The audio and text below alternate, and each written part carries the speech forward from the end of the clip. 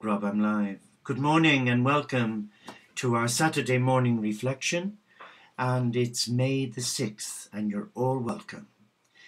This morning, we're going to focus on a truly amazing book by Ilia Delio and Keith Douglas Warner with Pamela Wood, who are Franciscans. And the book is called Care for Creation, a Franciscan Spirituality of the Earth. It's quite a profound little book, and it reawakens your heart to review your position here on earth. It awakens you to that inner knowing that you are a child of God. But what drew me to this was a section on Franciscan contemplation. So we will read a little excerpt each morning. But here we're going to read for you from the book. In his book, Swimming in the Sun, Albert Hasse compares our search for God with the story of the little fish searching for water. Coming home after an exciting day at school, the fish exclaimed, "Mummy, they were talking about this thing called water today." "Yes, in school." We swam all around looking for it, from the bottom of the ocean to the place where the land meets the sea, but couldn't find it. Where is this thing called water? Oftentimes, we are like the little fish in our search for God.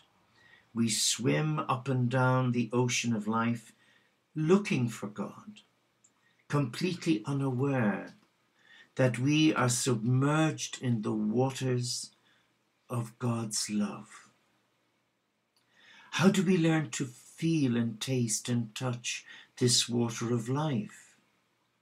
How do we awaken our senses to the overflowing goodness of God? And he breaks down various thoughts into reflections, and the first is holy matters. Franciscan spirituality challenges us to recognize our capacity for relatedness. Do we know ourselves as relational beings? And if so, what do we see ourselves related to? Incarnation is the revelation of who we are at the source of our being, creatures of God, and who God is at the source of our lives and our world, the fullness of love. But do we really believe that God has entered union with us, that this entire creation is integrally related to God?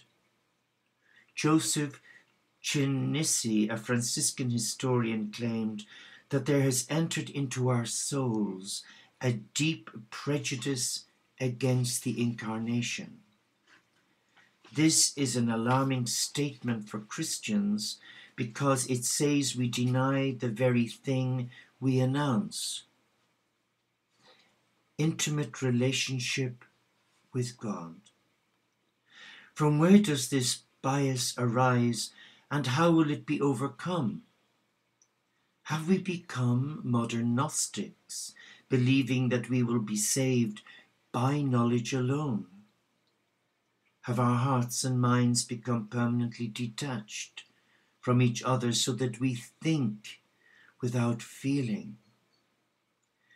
To live in relation to an incarnate God is to believe that matter is holy and that holy matter is a means to love God. Any relationship with God apart from matter is not Christian. That is why prayer and contemplation are essential to our lives, because only a life-giving relationship with God can sustain a life-giving earth. Contemplation can strengthen our hearts, giving us courage to face the fearful effects we humans are having upon the earth's life support systems. Challenging words, but yet an important observation is now being shared with you about contemplation and prayer as incarnate beings filled with God's love. So in our next installment, hopefully tomorrow, we will look at the importance of prayer and then go on to look at the heart of Francis of Assisi. But for now, I would like to invite you to just sit with us for a moment in our monastery garden. Just come as you are and take a seat under the cherry tree. It's in full blossom now. It's May. But with the strong winds that we're having, many, if not most or all, of the cherry blossom has created a carpet of exquisite pink flowers across the lawn. And you are sat by the lawn. And with the gentle breeze, you're now being covered by a myriad of pink flowers from the cherry blossom tree. And as you sit in silence, you're aware that you're not in any ordinary garden.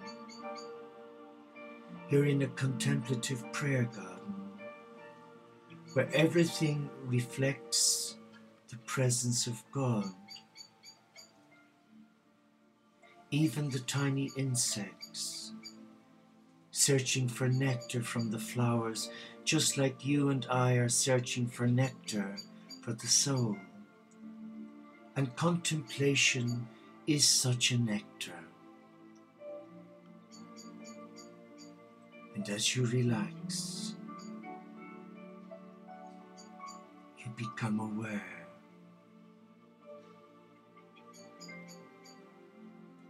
that you are the beating heart of a loving God.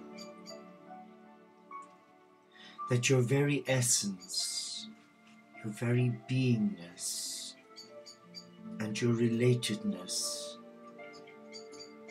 is God-given, God-shared, God-loved.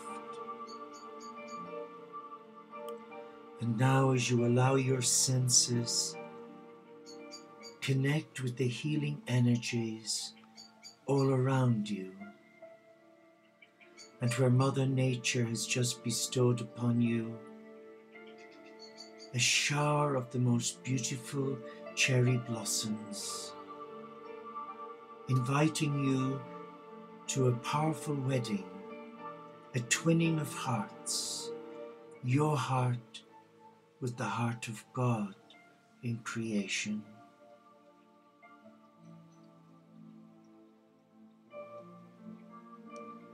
And your soul is alive, knowing it is in the presence of God.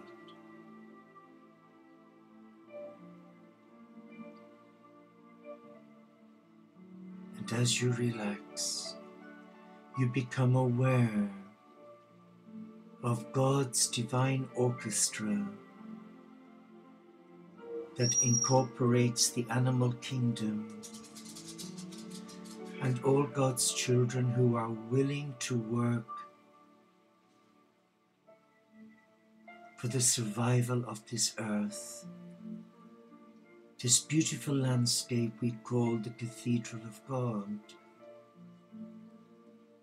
And each one of us, our hearts have been touched by God to do something beautiful to enhance the sacredness of our earth plane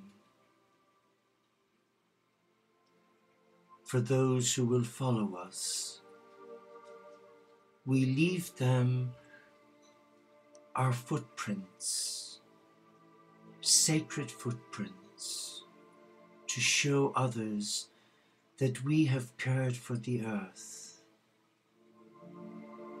that we have not raped the earth, but that we have blessed it by nurturing all of God's creation with love,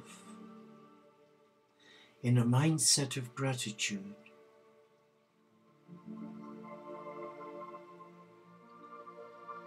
And with each in-breath you breathe in and out, you become aware of a strong physical presence beside you. And it is the Christ.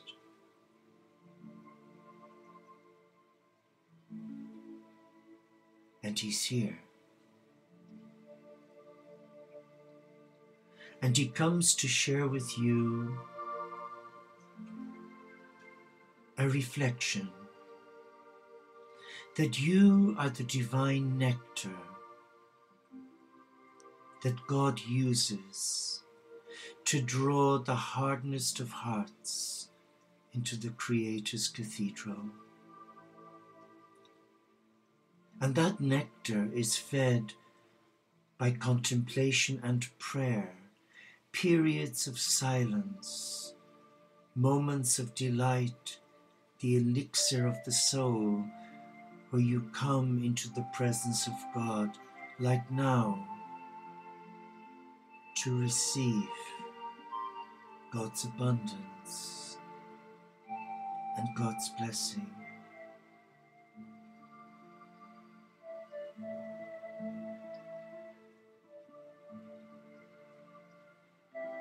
And as we contemplate the beauty of creation, we are overwhelmed by the visual impact within the Creator's garden. The flowers, the plants, the trees, the color of the various birds, their feathers,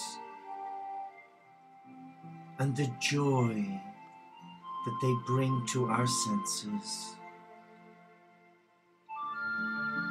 And as we sit in contemplation, we give thanks to our Father, Mother God, to Mother Earth, to the nature spirits and all the great elementals in the presence of Brother Sun and Sister Moon.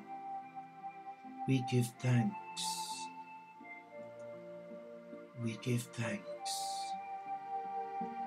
for being allowed to come and sit in the Creator's garden, and to allow the divine touch our hearts this day and provide for us the fuel that we need to spur us on.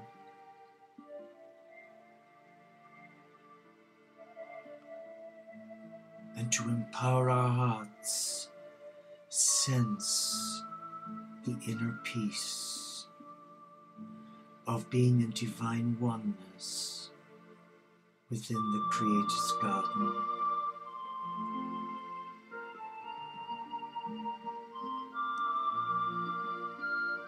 Just be still now and allow the Spirit of God come upon you and reawaken within your mind, your body and spirit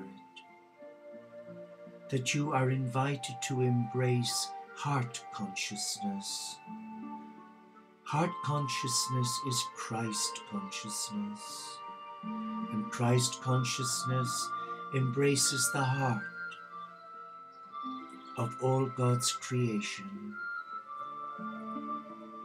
And as you enter into Christ consciousness, you are made aware that your life matters here, and that you have a purpose, and that you have a meaning for your very existence in the Creator's garden.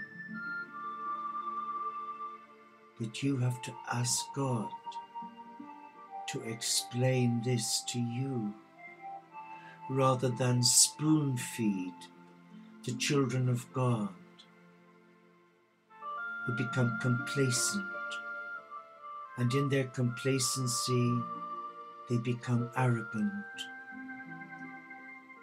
and where ego leads them away from God. But here you are in the presence of God. You are dwelling in the cathedral of God. And you're now a part of this amazing journey into heart consciousness, Christ consciousness. And nature is rewarding you for your tenacity of will and your gifts shared here.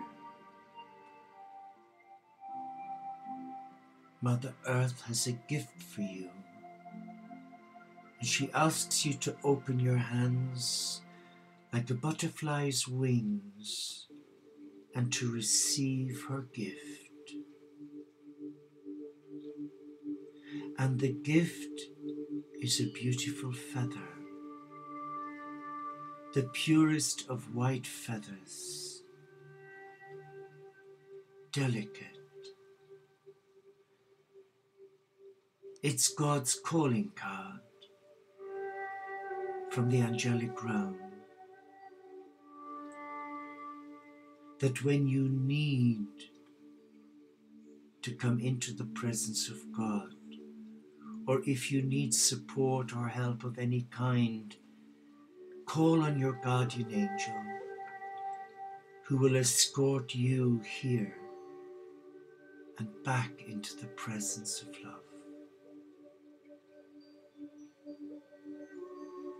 And you can open your eyes and be still and relax in the presence of all that there is. For you are a part of God's creation.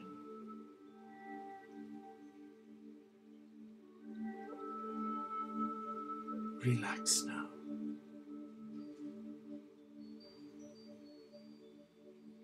I am a child of God. I am whole, I am perfection, I am complete.